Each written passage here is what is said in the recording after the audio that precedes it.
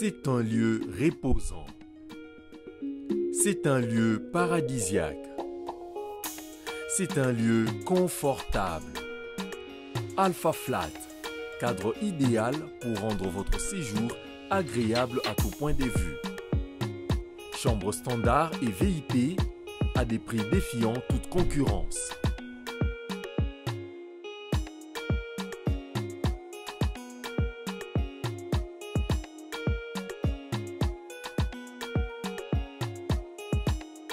Nous sommes situés au numéro 3 de l'avenue de la Montagne, non loin de la maison communale d'Engaliema.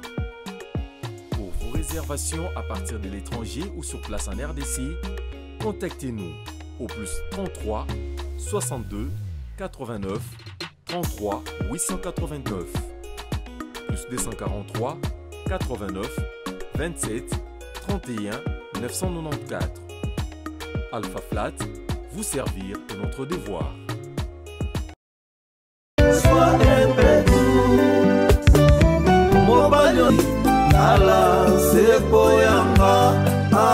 La danse, c'est l'angaï. La barre de 103, hein? Nazo Luka, Dani exotique. On a marqué la Château Rouge. Toqué dans l'accès en bouta. Merci à tous. Restaurant Dani Exo, Yangoy. Dani Exo. On a Château Rouge. So vous avez pas paye. Vous voyez Paris. Les cas Château Rouge. Nous allons à Château Rouge net ya Longa. Au cas de Sénégalais batine l'Arabie Saoudite. Yaka na Dani Exo. Ah ba soldé biloko kolia. Pona bana Congo, bana Brazza, bana Angola. Vous na Paris. Ou lekina Dani Exo. Donc emporté Ali. Ntaba na 6 euros. Quel solde? Place msou 15 euros. Balinga Kongola ondengeni. Balinga Kongola ondengeni. Dani hatali santé. Yaba Congolais kolia na biso. Na be épidémie ndengeye. Soko lié makasi te. Obanaka lelo vaccin. Le vaccin. Le 3e dose. Le 4e dose. 31 Marcadé. Château Rouge. Collier qui toque. Toujours les mêmes prix. Dernier restaurant Exo. Gif noir. Mais Bobo Salaté. Il y a aussi les formules.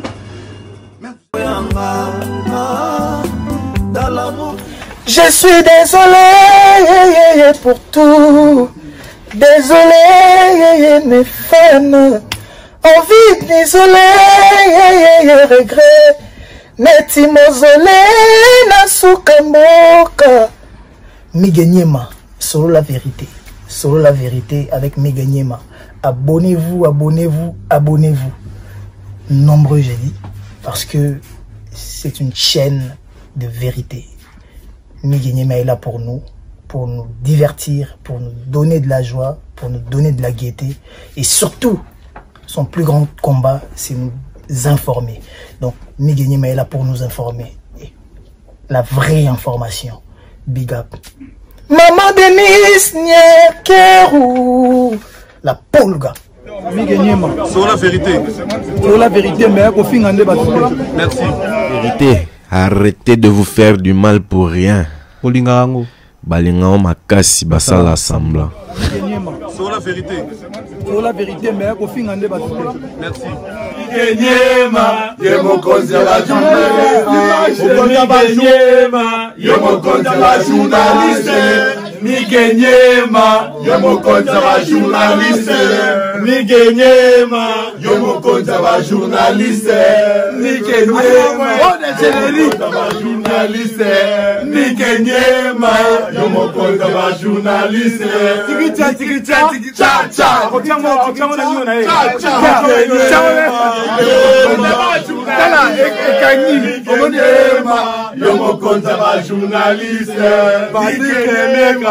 Bonjour, fidèles internautes, soyez les bienvenus sur la vérité. Sur la vérité, émission Nabino, où est la Rabino Vérité en face.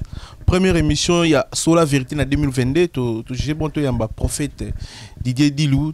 Azamoko ba prophète na kati Europe, moko ba prophète na biso ya communauté congolaise, moko ba prophète was à Panzaransango ya Nzambe bien. En 2021, si je ne me trompe pas, tu as embarqué dans plateau de Bisso et Zarana TV en Oboebi. Tu as embarqué comme premier invité en 2021. En 2022, na plateau de Sika o bon mon abiso to Siko yo te préférer te juger to yamba prophète Didier dit le to na confiance yanza menae asalara so ya lobby mige makambo yo kende bien ke na rapé bien c'est-à-dire on le to juger bon to yamba to mais ko de continuer to soigner makambo belé to soigner si j'ai moi très important il y a ba femme de nuit na ba mari de nuit to mais ko de critique on a yé to mais ko sous la paix to makambo susu o Italie ba sali yanza mais mususu to tourner ba question peut-être aux ana bien ya ya na biso merci bandeko tout ba pesa biso confiance et surtout bandeko ba tala biso bandeko ba partager biso vraiment c'est grâce à vous le toujours évoluer le bo mona biso na ba balabala bo mona biso na ba tige pesa nango tige ramingi na été na biki bandeko beli balinganga pe na casquette ya tige bo mona biso na été na tige na siko to na malili makasi na bandeko wata biso na Angola na Kinshasa bandeko ba na Europe ba biki to na malili moya osala ba mission libande zate mais par la grâce de Dieu na soutien bo sala po nanga ne bo partager nga ne bo yemaka ne bo bengaka c'est grâce à vous tout comme na plateau tout ça lelo on a plateau et salami pour na montunyo sont artistes sont pasteurs comédiens joueurs tout ça dispo pour na bino bengi biso numéro zawana et puis tout yambo merci bandeko tout basuninga pour na vision et projet oyo na ozala égoïste été merci na Michel Kombe Aigle merci beaucoup pour notre soutien merci na Popol Mopassou la Aigle président merci bandeko tout ba chaki ba accompagner vision en fait pour bon na plateau to tourner le la première émission na biso to tourner on a prophète dina expliquer dans le début beaucoup na biso ba commentaire tout le monde a benga biso bon motiver biso ceux qui plateau ils a bien parce que c'est ça plateau de cycle pour la 2022 début 2023 on s'en biso début bonjour prophète Didier. Bonjour frère Miguelema. Bonne année hein. Bonne année mon frère, bonne année grâce à Dieu a prêté biso vie, bonne année. Bonne année à frère Michel, bonne année à frère Popol, bonne année à tous, bonne année. Voilà. Na 2021 aussi ça qu'on a eu na ba campagne minene au ezaki na église na biso na les 12-12 et les cas il déjà ndenge ni les 12-12. Bon, to pas moni nzambe vraiment moni so nzambe mige. Moi makama nzambe bon avant le bana na remercier na nzambe pour la grâce à Salibiso et puis avant la combattre nyonso tout dans le bana le camo pour la plateau. Vraiment nazo comme ça mutute il faut to ba vérité. Sur les rouge, il faut le bas rouge, les a blé, il faut le bas blé. Na continue la plateau là c'est impressionné. Waouh, bande olanga. Il y a des Congolais bon ça musala mboko bazali. Il y a des Congolais baza bali musala mboko bazali. Na continue la plateau on a impressionné. Vraiment nabi merci. Nabino frère Migi on a plateau qui toko boy. Vraiment on a seni vraiment merci pour la pomme la plateau. Alors on a zone la question opposée par rapport à l'événement les 12 à 12h. Vraiment événement les 12 à 12h c'était un événement vraiment formidable. Pourquoi formidable? Parce que Nzambe a mis mon poussé un événement où il a invité la Fils Tomboui, il a presté aussi. Vraiment c'est évidemment très bien. Nzambe a salé m'a nene vraiment batbaki des pailles. Vraiment c'était très bien passé. Voilà. Et bon il y a les 31. Là, il y a 31 aussi, notre frère évangéliste Thomas Lokofé, c'était très bien passé aussi. Parce que 31, ils ont préparé l'année 2022 comme nous avons fait une récolte. Ils ont une récolte. Tout peux un message, nous avons aussi année 2022, ils ont une récolte. Pourquoi une récolte? On remarque 2022, mais le Seigneur a surtout baptisé en go. Tout bien en 2022, tout bien en année récolte. Donc, l'année récolte, voilà, on a puis la monnaie plateau qui toque au waouh. T'as la mission est énorme. Non, t'as la caca. Merci. Merci prophète.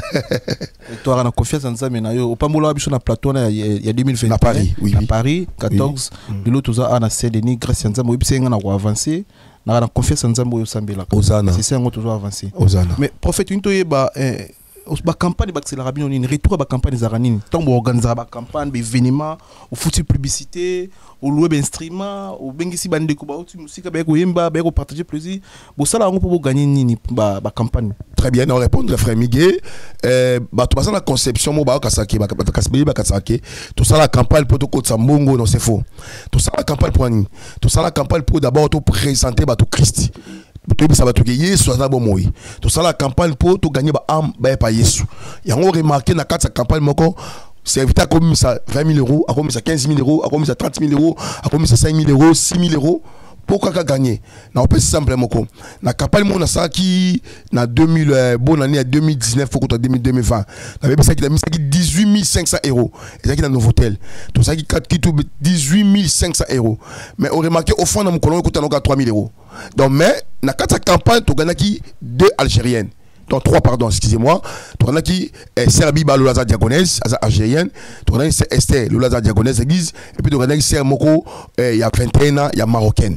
Donc tu as 3 bango na 4 qui na qui mkolwana et qui ba Yesu mkolwana tilo basana 4 église. Moi je pense que tout ça ka campagne pour nous présenter Christ et puis qu'on ramène bateau vers la vérité en fait, c'est ça. Frère Mickey, c'est ça. Les 12-12, c'est pas que solo bateau.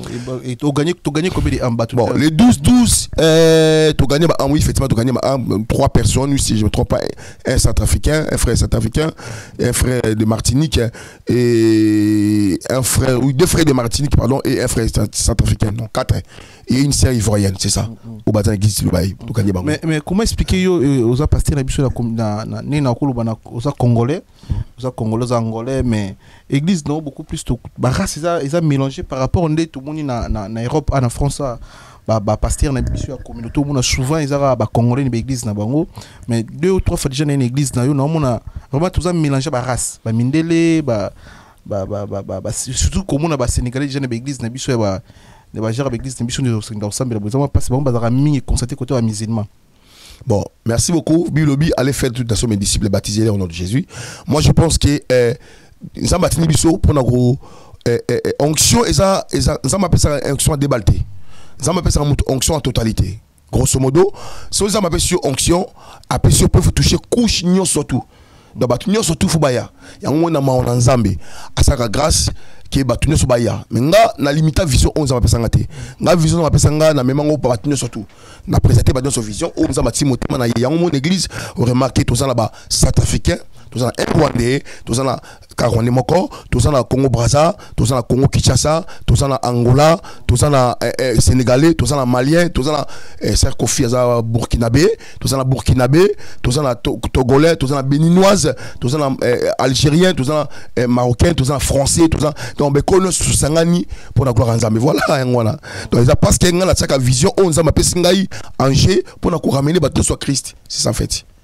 Voilà. Mais état que congolais tous na sanga matanga toko zapangote tous na chronique musicale bien sûr to yamba ba pasteur to yambio aussi général des fonds et so yo ka musique na so po yebi. Effectivement général des fonds na yebi parce que na congolais avec K. Je suis congolais avec K. Alors général des fonds na yebi asa créature Nzambe asa parce que comment moi Nzambe comme kamsusu. Comment ça moi Nzambe comme conditionnel quoi yamba Yesu. Mais asa créature Nzambe to sa créature Nzambe na yebi très bien. C'est un frère peut-être tout le monde grâce à Yokaipé d'après moi mukina no Yokaipé parce que voilà naibie liwana e comme la qui on et puis liwana était yoni to côté ya mission ni batika. Merci, très bien, belle question. Liwana ye na ba mission so baso kanga boyo kanga ba papa ba maman ba miko nanga ba yana nga peut-être ba leki na ba bazali ko servi musique à mokili et ça nango vocation peut-être nzamba bisi yo sala. Mais moi je pense que ce qui est très important, faut reconnaître Yesu na kata motema na ye. Général des fois ça le quoi biso. Atamo le quoi biso peut-être na ba na habité, na bivine penate grosso modo, mais le zaté. Donc il faut servir biso leçon. Que basaki na se souvenir na mo muké basaki je connais na débat nga na sala la terre na ensemble na échevé na bon marché. J'étais à Lisbonne, à cet âge-là, j'étais en 99 ou 2000. Il m'a invité. J'étais avec un pasteur Arsène. Donc, la terre est j'étais à Lisbonne. De 99, j'étais à Lisbonne, ou 2000 comme ça. Na Kéi, na échevé, na bon marché, tout est là, on place. Marie Moussa Mbabetaka Mkolango. Le lot, il faut, ministère va comprendre le Romoko, qu'il y a 60 besoin de bango. Il y a 60 besoin de bango parce que le général des fois, ceux qui peut-être à bon c'est monté, m'a été et comme trop tard. Donc, yosa vivant, yosa tambola, yesu ozela yo, yesu na besoin na yo. Donc, na ko lancer appel na ba papa na nyo surtout au basa la musique. Bon ça motema na yesu aza na besoin na bino, c'est ça en fait na koloba. Pasteur, tu to comprendre lo moro bino basali ya Nzambe, to basali ya Nzambe général. Soki lelo Nzambe alobi a punir yo parfois na se ya mokilo, to abomi yo te a punir yo. Ndenge bino botanga ka Bible. To ko yeba ke Nzambe o punir pasteur o na ba signe. Merci beaucoup. D'abord, l'histoire entre Nzambe et serviteur na eza fasté. Et en gros, Nzambe a traité serviteur na a traité serviteur na sévèrement. Le but ça ça m'a sévèrement. Alors, l'histoire entre Nzambe et serviteur naye alingamuta kotabi ne touchez pas à mewe. Ngana conseillera ba tout chaque fois boy. Somme musa Nzambe sa mabe. Yo attaque moi Nzambe. Sambe la ponaye. Sambe la ponaye. Parce que oyebe le mo le sur la vérité hein. Faut pas vérité. Aska sur plateau na kitoko bona kit na fandi boy. Et pour ça no bakala donc na mon émission vraiment Nzambe. Alors na début sur le romo. Boy kanga lomo, ba maman, ma papa boy kanga lomo ko. Musa na biso ya passi. Il n'y a pas un prix sur des mots le fait mon tout. Il n'y a pas un prix. Imagine toi yo papa ou sa famille dans la bioté. Ou na kat église. Au sein d'un problème spirituel. Kinga na bengani moli mona sa no asa na 4 20 ans. Asa na 4 30 ans. Par la grâce de Dieu na bengani moli mona akei. Yo c'est moli mona sani. A lukanga ba bengani. Ce que tu as barré tout musu no ba raté. Barré tout musu ko ça qui est passé à ça n'importe quoi. Barré tout musu saison qui passé à gros sportanté à ça n'importe quoi. Barré tout musu ko zonga be mona pasteur. Donc boza sans ça pour na biso. Na so ba be pasteur ya solo. On est ensemble là. On va passer au on va passer à solo ensemble là. Il y a des retours sous Eko Salma et Elio et Libiso. Il faut soutenir Biso. Tous on a besoin d'être nabino. Bible dit que ba o baza fort, ba soutenir ba o ba faible. Bible dit que ba semba sambela pour la passer dans Zambie. Ça peut arriver aussi que Moussa dans Zambie sali Moussa moko retour ezongelier. Ya mo to so ba retour ebele. Bo bonde la pour la Biso. Bon, et ça très important bo bonde la pour la Biso. Voilà, on a un frère Migi, on a un mais les Kambo, le lot d'Inlé Saosala. Ils ont un retour à des mots, tout est pénal, c'est Moussa Nzambe, Nanzila, Mabé, Simba Kibakisi. Parce que le lot, comme on a pasteur d'Inlé, si jeune fille, mon tantine, Moron, a bien été, a proposé filmer. Mais Abi d'Inlé, si a joué rôle, il y a Satan, il y a Diabolo. Et puis pasteur a accepté. Est-ce que on est appelé à des moyens bien à tout yende à tambusa inzam Moussa Nzambe na lolingi ya mabe ya ngozo football. Bon, chaque mouton a une mission on Nzamba bengi. On Nzamba benga biso se belé. Ma pèse à moutou, elle est au hôpital, frère Miguel, hôpital. Dans l'hôpital, tous en généraliste, tous en médecin soit qui pas kaka bana. Tous en médecin soit qui pas kaka maramamotema. Tous en médecin soit qui donc chaque moutou a sa spécialité na oyo na kata médecine. Et ça n'est pas pour maman Nzambe. Donc ngai pour na Denis Lessi, au pasteur Denis Lessi grosso modo, commentaire nga za beaucoup posté. Commentaire nga za kaboy. Nzambe bengi biso bongote. Koloba qui nous bien au talike ba bengi ya sala film à jouer en fer. Pourquoi jouer en fer? N'habité pourquoi? Parce que en fer déjà mutasala ngoza satanate. Mutasala en fer Nzambe moko. Moi je pense que ba Nzambe ta confusion na classique en très bien. Tout le monde parle noir et ça c'est Satan, c'est faux. Noir Nzambe tasala ngo. Lumière Nzambe tasala ngo, moli pe Nzambe tasala ngo. En fer mutasala ngo satanate. Satan a pouvoir sala en fer te. Mouto asala en fait Nzambe Nzambe. Nzambe asala en fait. Grosso modo asala ngo pona ni. Asala ngo pona bisote. Bato atepeta bi bambe kriti. En fait Nzambe asala ngo po na Satan. Sotaki l'Apocalypse. Mais comme il est malin, Jean 10 Arobi, azo rodé comme un lion, il cherche à qui à dévorer. Alingi a même mappé batou. Bako taneli sanga na place où Nzambe asali. Mais so Denis Lessi ou pasteur Denis Lessi asali a joué rôle comme en fait je sais pas comment nous le bien là. Moi j'aimerais bien aller talango sousou. Na iba pourquoi à cause jouer rôle voilà. Mais en fait ça m'a bêté. En fait ça Nzambe tasalango. Nzambe tasalango en fait. Mais sauf que en fait basalango pour la satana. Nzambe salango même moi prison mon Nzambe ta satana. Mais sauf comme il est malin, alinga même bato ba kota ensemble là yé na kata fait. Mais makambo de l'essence là nga po nga que prophète Nzambe o Nzambe établi a mandaté nga na souvenir na ba sey wana na uti na souvenir ba sey wana na uti ni na utala passer Denis Lessi osomona ke Nzambe no sala makasi ben ndenge makambo sala nga na conseiller bo sozo na ngai na senga na batu nyonso to ba na émission oyo bo le sango pa passer Denis Lessi a monango conseil nga na opesa yo en tant que frère nayo en Christ, en tant que serviteur local yo. Si c'est vrai, et sa mission on Nzamba tindio pour la façon de gagner ba to na bi muninga mo pasteur prophète aussi, Nzamba bisa ki a une discothèque pendant 2 ans. Tous les samedis faisant la discothèque. A gagner ka bato, a la bonne église, après 2 ans à Tikaki. Est-ce que soit sa mission on Nzamba tinaki yo yango ngana bi gloire ati. Qui suis-je na téléménao? Mais sur les capos ça buzz. Sur les capos battement mon ayo. Papa nanga, il a un temps. Il a un temps. Nzamba linga comme tu es bosseur. Ngana yebi tu es bosseur.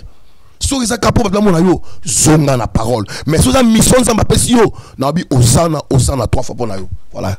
Mais tu es sous na candidat par exemple ya frère Mike Kalambai vie privée na ye ba makamna comme na justice dans mon nae Peniel et puis frère Mike Kalambai il m'a publié ndi ba condamné ndi juge akati ba faire na Mike na mon nae na ex femme nae.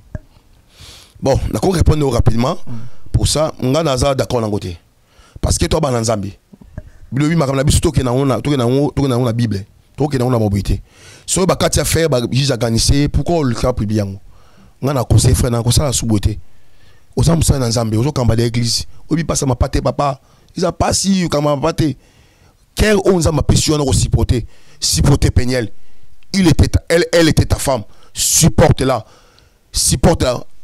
nga na conseiller frère na nga kamba évangile pasteur sambela pour na Peniel sambela pour na Peniel a mérité prière na yo pour ça ban lié ban za na quatrième makila papa jamais ba ex maman nga bazaka ba maman bazaka bana na ye nga na conseiller que sambela pour na Peniel donc nga surtout une opinion nga pasteur Mike Kamba pourquoi au public na bana d'accord na ngote fallait publier fallait tika no kanza massa Justine le long sagio allons tout na souka c'est ça ma réponse en fait. Est-ce que ba shona bino ezarande mon abisoté pasteur bino bozo ba pasteur bozo ba sali Nzambe donc bozo la relation Maurice na moi aussi ezalaka Nzambe mutala sarabino que non parfois Mike Kamba ndeza kiona Nzambe la saka Peniel ou bien alandeka moi si kitoko ya moi si ndenge amona yika mosa za kitoko c'est bon aboti na bana bientôt ozala bientôt et bino basala Nzambe bozala vraiment choix ya Nzambe parce que bo telemaka devant ba série ya kitoko ebele devant ba série minene ebele mais enfin bo bozala na moi si moko ngo ezalaka choix ya Nzambe et ya na ndoto et Nzambe la saka bino to témoignage ndoko so déjà parce que il pose déjà marié ba tay belé na mo stombo vandara naye bo se comprendre rapé est-ce que ezarani Nzambe mutala saka oye d'un part non déjà. D'accord, j'essaie d'abord ma femme Rokendili ma femme histoire bolongo za vaste Miguel pourquoi na ba vaste d'abord eza grâce qui Nzamba ba bisa mo sinoyo eza grâce Nzamba révélé na songe qui mo sinoyo tomba noyo mais majorité il y a ba relation ils ont mobile ya moni moi ça moni bilobi l'homme regarde ce qu'il faut poser na kolo ba Kamba été parce que d'abord ba kutala kité c'est ça biso tunio ndeti to bien tout monde qui to tunio moi si oyo fo bala ndeti yo musana Nzambe pa biso moni biso boito tout monde na biso te quoi on dirait biso mona va to côté na serment to se comprendre ce qui est simbi so simbité mais bilo ndé bozaka na droit réacté ba sana Nzambe so iso bali o bali so musana Nzambe lo ko mo bala 3 fois 4 fait comme a des problème même ne l'église pour mon net moi sérieux parce que bino Nzamba la sarabino ndenge ni po ba moi na yo ya vie faut mon ende il faut c'est Nzamba sala rapena à travers collecto prophète musuto na ndoto Nzamba la non ser wana de Nzamba to tout motema parce que comme on a Mike Kalamba ya bala ki Peniel après ba souki enfin mutakala Peniel bimi ya moi ya ex femme na ye desi moi ça pasteuriser quand même bilo mo boy est-ce que Nzamba la sa Mike Kalamba makambo wana te souki pinaza musana Nzamba ya solo. Bon, on dit Miguel, Nzamba ko laksa moto likambo. Mais mon tolanzo toi, peut-être la couleur rouge, peut-être la couleur bleue, peut-être la couleur jaune. Joli kitio, très joli. Merci. Moi je pense que na mama bolingo ils a vaste. Ngala considérer bato boy. Choix mutasala ngo za mutu yemoko. Mais il faut associer Nzambe. Parce que Nzamba sala choix te, mutasala choix yemoko. Mais ça va comme rare au bisozwa ngala ko ba vina ngati aw mais je me ça va comme rare au bisozwa que ça m'a salé le choix na musulman moko boye sénégalais musulman mo Nzamba biso le choix et biso yé moi c'est vie effectivement le lotus que je dis moi je pense que ça va grâce mo Nzamba ko biso ndé na doto bien ba sans reste voilà toza Nzamba va belé Nzamba ko bona audible Nzamba ko bona songe Nzamba ko bona conviction personnelle Nzamba ko bona travers mutu na mutu donc Nzamba ba forme be Nzamba acte Nzamba ko bela Nzamba ba forme bela ko bela Nzamba na forme mo côté aza mille système ko bela. Par contre l'histoire ya Mike Kamba na ko bango plus parce que d'abord on a coutu bon milité na bien milité deuxième chose na bitende ba couta na ki mais en gros ndé attaquer pasteur dans Kamba ba église na ko expliquer le romo vrai l'histoire bolingo za mutu nda kutana na mutu amoni a apprécié mais Nzambe skobi malin aux affaires rebelles qui prennent la décision sans consulter l'Éternel, c'est-à-dire il faut que choix au mutu sali associer ngo sko na Nzambe est-ce que Seigneur et sa volonté ou pas, c'est ça en fait. Voilà. Merci na Potito Pesibiso, merci Mandego Tubaranda Biso, merci na Jimmy Chimanga Porte de la Chapelle partenaire officiel, merci pour tout grand frère, merci na Evan Tumba patron na Kati Anvex, merci pour tout les tout puissants juniors Bungongo, les tout puissants juniors Bungongo. Tochara kombo na bandi makaisa chez biso les tout puissants juniors Bungongo. Locataire oko foutre moko tonga jamais immeuble dans ndako bato to na lupanga bato. Oko zo chambre en na hôtel réception oko modifier en hôtel tikala bongo. Donc biso à chaque année to bono modifier grâce à ma partenaire na biso Aigle. Donc on a ba Jimmy Chimanga be vent tout avec tout puissant ba les tout puissants juniors Bungongo Union européenne, ya union to pe sur mbote. Merci bandeko tu ya giba na colonisateur de la SAP douve moini roi bilamba na Angola. Merci bandeko tu bona na biso asenet pour moi boza connecter branché bozo gagner pasteur azote mais tout côté na mozindo ya lisone biso moko lelo eza ba to ba ito sur la Marie de nuit, Marie de nuit, na femme de nuit, tout ça. Réalité, on a battu bébé, on va comprendre. On a compris, on a prophète. Et bandarande ni sugarande pour mutu olali na butu oloti au rêve que moi ça m'a là qui et puis na tongo mai tout ça. Bat ne pas comprendre. On ça la marande ni. Merci beaucoup. Ça, c'est la ligne vraiment beau partager autant d'émissions, pardon. Ça, il faut partager l'émission à 154 personnes. Au total, on a pas dit 150, on a pas dit 150. Et comme le bateau belé, pourquoi? On a obligé de mettre 5 nayo. On a dit qu'on a ensemble l'émission. Mari de nuit, na femme de nuit. Nous mari de nuit, femme de nuit, mais n'aspiquons on a éclairci yango la communauté congolaise nous à comprendre. Et ça la pasteur, et ça l'évangéliste, et ça la et ça nous à comprendre. Mari de nuit et femme de nuit, et ça maladie. Maladie spirituelle. Ça maladie moko spirituelle. Bébé ngango un kib et sikib. Un kib et sikib et zanini. Et ça maladie e outi na mai. Promoter nango comme na tati wata.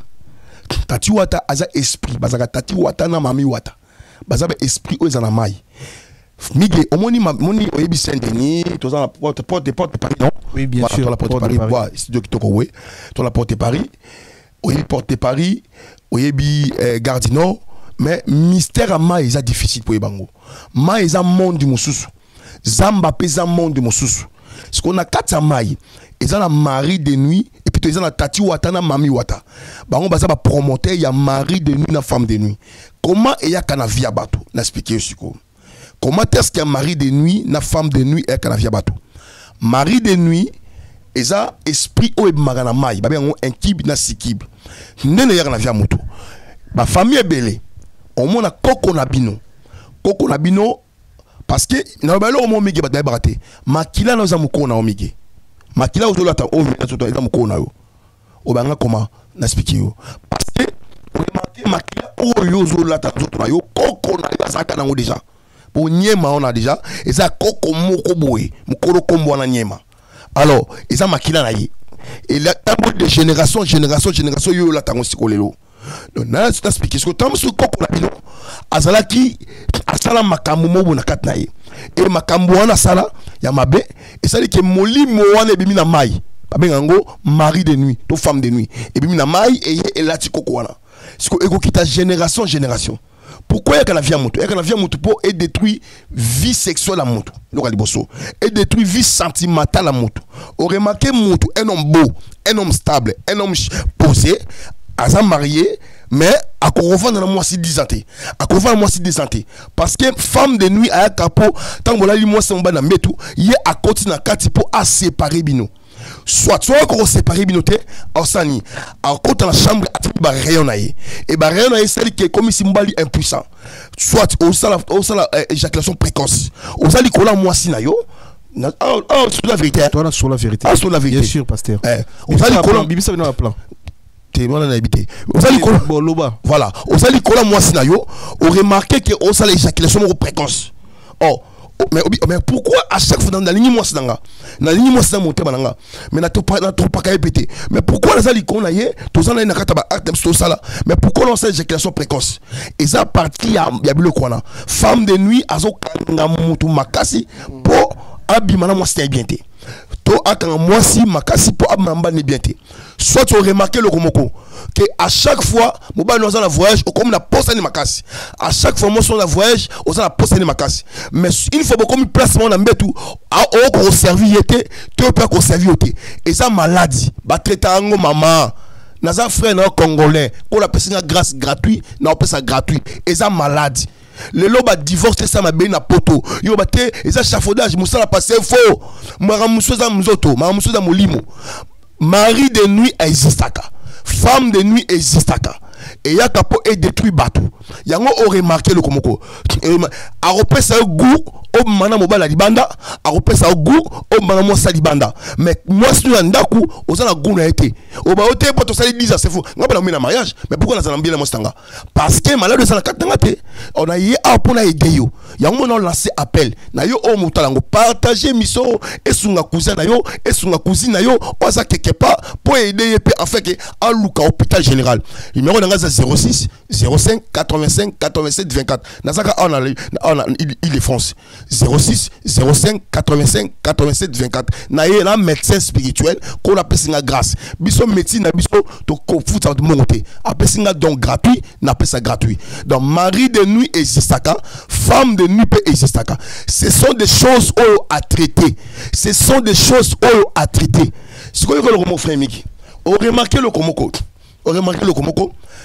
à chaque fois soit kamibali bakena kaka et ça pour parce que mari de nuit aso benga na mibali on a fina yo à chaque fois soit kamibali bakena kaka et ça parce que mari de nuit aso benga na mibali on a fina yo à chaque fois soit kabasi bakena kaka et ça parce que femme de nuit aso benga na baso on a fina yo on va appeler oh maintenant ça nyo surtout pour la voir na moi mbalio mais pourquoi les ngate mobile bataza innocent moi ça innocente et ça mari de nuit ndaso benga na parce que mari de nuit a capé à travers on remarque tant on sa jeune fille on sa na Karine, ce sont des choses qui poussent mari de la vie à Moutou. Yom to sala Karine mona muke bengangai. Benganga minimum et qui dans la discipline. La discipline tombe, mais la crainte ne tombe pas. Qu'est-ce qu'on entend par la discipline et la crainte? La discipline c'est quoi? Moutabi banal lelo ba nanga ba konta na ko 20h. Y'a la discipline. Mais ça peut arriver aussi à mena ba nae ba konti ba reta ba konti 22h. Donc discipline quoi? Qu'est-ce que discipline les années? Banal na mena sous cigarette et la discipline. Mais ça peut arriver aussi au complexe mobile la kiliba on met pas cigarette mais la crainte ne tombe pas na lobani minimum abe et l'on pas discipline o tena que na église te na ngamoko na samela na sara mabete c'est faux ça c'est la discipline la crainte de Dieu ne tombe pas à l'occurrence la discipline peut tomber dès les 4 matin na lobani par là na censé appel na moi si nyoso na frère nyoso tout o amona ka malade na vie na ye un kib na sikib yaka nzamba kosunga yo yango frère Miki. Mais tu es femme de nuit, tu es sur Kenny, tu es un peu dans Zanoko. Non, là, tout le monde Noko après yo, Koko, ça n'a momi. Femme de nuit. Il y a ceux qui, à part esprit, non, le biso génération Makila, mais à part Wana, ils ont un bilogoni et ça là qui peut monter l'autre femme de nuit. Surtout côté Mibali. D'accord, non, le côté Mibali. Comment est-ce que femme de nuit est comme Mibali? Surtout Mibali. À part génération Makila. À part génération, on a expliqué. Voilà. Mibali oyo c'est mastibaka. Yoka papa yo sala rango kolo savon yoka. Papa mabe makasi na vie yoka. Masturbation ezali loko ozo pousser. Nzambe a créé moi si a créé mobali ay pourquoi? Ayebi qui a créé mobali pour azali kola moi si pour d'autres histoire. Mais yo o salango yo moko. Tango salango. O salango. O bena elonya moi si. Pour essayer de permettre au sakili. Donc nous vraiment ça on a film à prendre na téléphone. Voilà. Et puis au salon. Mais tant que au salon bon o éviter que oza ko ben les gens ma femme de nuit na fina yo mobali. Tant que au salon bon femme de nuit a roya. Oh objectif femme de nuit tant que longa na ma tant que au salon bon salon lelo. On moni bien. Au salon lobby on dit bien. Au salon o ben les autres tant femme de nuit a zoya na fina yo. Objectif les actes pour à bloquer yo. Au vivre parce que monde mususu.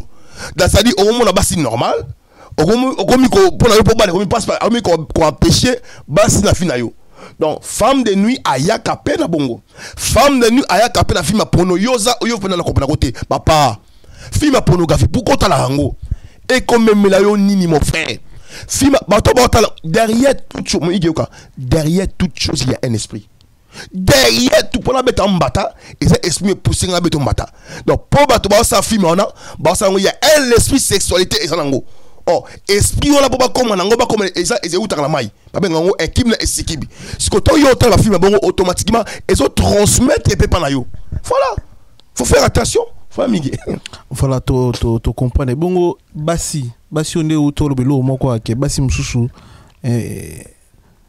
mari de nuit à 6% mibali donc on a moi si ça on a posé à simba yo pour motiver pour passer rapport nous sommes ils lien à famille to ils PM peut-être ils passent là qui ont déjà M avant ya atale M prono M atale ba film ya prono avant ya déjà après déjà ça ma comme en fait est-ce que basi pe na kana ba ça la bah c'est belé bah ça na ma mari de nuit pourquoi le bongo yo ka le tout le bisinga moi si mon bisinga papa ah tout en combat tout est bisinga papa na za marié mais na landa butu à chaque fois l'autre tout ça la rapport na mobile nanga et ça malam te ata l'autre tout ça rapport na mobile ça malam te comment expliquer aux mariés mais l'autre ando to ça sur rapport en non et normal te ay singa papa na sala ka rapport na mbanda ngala ndo to la comprendre te mais to la mettre oh mais tout la qui chaque fois et ça malamu te maman parce que sommet ça pongi sa bénédiction nzamba sali pongi po muta pema nzamba sali pongi po muta lala comment yo ko l'autre na butu ke mobali na yo bozana na comment ko au sans rapport et normal te ce sont des choses compliquées lolo et ça bon il a expliqué migué basi mususu na vie na bango akorova na mobali place mon côté soit suka mobali 6 mois on le muka fo saka couper mususu et ça parce que mari de nuit à sa bala basi ebele babala na butu déjà au mona ngana yebi maman moko na ta comme on était Seigneur a révélé nga na à 14 ans elle était déjà mariée na ebitié ah non na 14 ans na lubumbashi papa comment bisa nga na marié ngabi d'accord yoka oyebi intel abina yebi inter on a bien voilà ndoto no lota abi papa ndoto ndoto kaka banda 14 ans ndoto ndoto kana za ndako moboye na bana nga misatu na komona ndaku na lambi mbanda mona utimusa na bise chérie pour compliquer tabo moto sonne na suka banda 14 ans papa mais on s'est marié ça les savoir comment yo za la porte en la France comment ça la Belgique comment ça la Italie comment ça la Londres on lota ndoto ka za pas la Congo et normal et c'est pas célibat comment yo za mo célibat mais on l'autre tout cas on l'a papa la maman na yo c'est normal il faut l'autre tout le monde na yo comment on l'autre tout la papa la maman na yo comment yo za marié on l'autre tout kaka o suka basani pas la bino et c'est pas célibat Benganga na 06 05 85 87 24 comme on a hôpital général prophète Didendili na médecin spirituel on a benga hôpital général na tetabaka tout par la grâce de qu'on la personne donc gratuit la personne gratuit benganga na traité aux maladie comment yo zolo tandoto aux moi salibala aux la capable famille na famille na parcelle la famille et normal et c'est c'est bien la vie na yo parce que réservé ba tumusu ba mon appelle ba femme de nuit tous les jours. Oui, là c'est très important. Et ça là bah tout on a femme de nuit c'est un esprit à la côté. Alors il y a rose longa noko na yo, a rose longa maman na yo, a rose longa ya mobile na yo, a rose longa ya na yo eleki na yo. Rose longa serment. Oui, c'est ça. On oui, tu vas imaginer. Voilà, c'est comme ça. C'est comme ça. Et tant que ça, c'est qu'elles sont précoces. Et ça, là, bah, tout le monde, bah, la moukana tango, ngana yebi. C'est un ivoirien, frère, moi, papa. Comment expliquer, à partir de déjà, comment expliquer à chaque fois, tous les samedis sur la ligne, la tango, la mouki dimanche, on a la culotte, on a mouillé. On appelle la mouillé. Mais c'est normal. Et parce que aux femmes de nuit, beaucoup charanaï. Non, on peut ça témoignage et choquer, bah, tout belé. La ligne, partager témoignage, pardon. Partager témoignage, vraiment, partager témoignage et aider beaucoup. Yokel Komoko, frère Moko na yebi nga la salle de délivrance on a Paris la Bastille par la grâce de notre communauté. Frère wana soki aokene endai alu ensuite on a no passeport ki endai. Soit matika na kata très bas, moi sur la bimeli bas, abandonné à âge à 11 ans, abimeli bas. A recoucher na trentine endai, tant comme endai bo mon a comme da fatigue, mon a pantalon comme mouillé. Abandonné voyager, soit voyager faut voyager deux pantalons parce que habite na qui na contre awa de na mouillé. Je vous dis la vérité. Mais il y a des maris de nuit, des femmes de nuit, inconsciemment. Au ébatté. Au moins, yo moi si. Comment expliquer aux enfants non aux enfants à coucher au thé? On a un mois, on a besoin de la mauté. On a 2 semaines. On va pas sim biologiquement. Il faut violer la normalité. Biologiquement parlant, on atteint quand même classe par la grâce de Dieu. Biologiquement parlant, des sexes opposés sur le placement, ça a déjoué, il faut pas ça rapport. Mais comment il y a des femmes mariées? Comment on a l'ambanounda comme on ça une semaine? On va foxer. On ça une semaine, ça y est pour poser un banao. Et on a fatigué le couta. Et ils ont prétexte, ils ont esprit mabé. Luka délivrance, n'a disponible, n'a yé awa pour aider yo. Et ça normalité. Voilà. Merci prophète Didier, merci de m'écouter à l'andibiso. Bonjour numéro prophète, c'est juste pour aller au fond la plateau. Bonjour à au rendez-vous au Kena bureau pour la maramio so malade nyo so na kisinango. Amen. Aza espère na marambo ebisi bino ebi musana ya sala rango bien.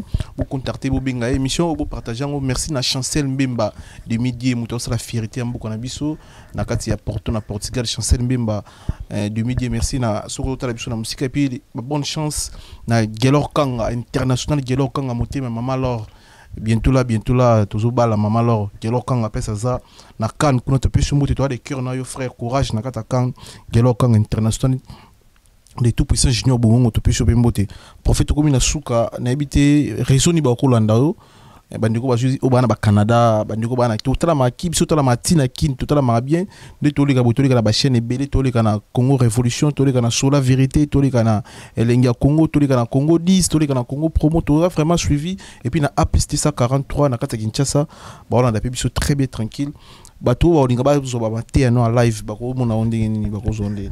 D'accord. D'abord contact nga na la secrétaire nga mo zonga benganga mais on nga za WhatsApp. Ils ont banda 0033 60 58 58 724. La bandeli 0033 0033 50 0033 60 58 58 724. Alors sur WhatsApp so benga ozonga na disponible ya ko aider yo même aux partout na m'appelle partout benga partout. Alors sur le dans le matin nanga au quotidien église les messagers la parole révélée. Église les messagers la parole révélée. YouTube nangaza hôpital général prophète Didendili. Donc voilà on a le matin nanga nazana tout ça on a Paris tout ça na 57 61 rue de Vaujour 93 190 Livigaga. Nous avons l'assemblée là-bas, tout ça mais là tous les dimanches 10h à 13h30 tout ça mais là l'autre on a mercredi chez nous. Donc là, sur si on a aucun mercredi chez nous. Donc la mercredi chez nous 18h à 19h30. Nous surtout dans Belé tout le Kanzambe. Donc voilà, Yangwana. Donc voilà. Merci. Et monsieur Romina Souka prophète, vous avez premier invité comme d'hab ni la baina début tu as année passée comme premier invité 2022 je m'excuse. Tu as comme premier invité le wakali le bamoko pour na biso pour na plateau. Et le moment pour la plateau que d'abord j'ai beaucoup aimé son c'est pas la plateau nous a mais pas c'est pas non. Parce que amen. Alors le bazar Isaac qui est boza ini deuxième chose ça que nous sommes côté awa à ma contribution pour la msala. Amen. À part ça commentaire il y a des Congolais ba sa msala. So lingo soutenir bango papa ba sa msala. Yo za mbongo soutenir bango ba sa msala papa. Ba sa msala frère papa ba buna ba moko. So il y a un studio très propre. Soutenir bango nzamba pambola plateau event ça va konzi event ça va musicien ba pasteur boya pe ko sa émission awa ba serviteur no so ba yawa ba footballeur bo passer bo sa émission pour la gloire nzambe kolo apambola émission na sambeli boy na kombo Yesu plateau ezala béni à jamais au nom de Jésus-Christ amen pasteur Simoté na toute l'église des messagers la parole révélée je vous aime beaucoup la Pesimote na père spirituel nanga pasteur Rifino Bishop Benjamin la Pesimote na moi sinanga maman Rokia Ndili que Dieu vous bénisse. Merci beaucoup. Merci Mandegoudou Balandi biso une fois de plus merci na Evan Tumba Jimmy Chimanga songo qui est de Belgique na ba condition bien beaucoup contacter Jimmy Chimanga a remémore bien na condition bien et puis merci na Fisto Manisa grand garçon Kulutu Enjo Kandi Enjo Kulutu Enjo to plus chombo te merci na Aigle na réalisation merci na Popol Mopasula Acha mon photo merci Mandegoudou Balandi biso passer to route mana biso monsieur merci beaucoup pasteur merci beaucoup pour l'émission. Plateau, encore une fois, merci beaucoup tous les Congolais, merci beaucoup toutes les Congolaises, que Dieu vous bénisse. Benganga, naza médecin, na retraité yo, na maladie oza discrétion. Benganga, na royamo na bureau nanga, na rosoana yo pour tout traiter maladie. Merci beaucoup.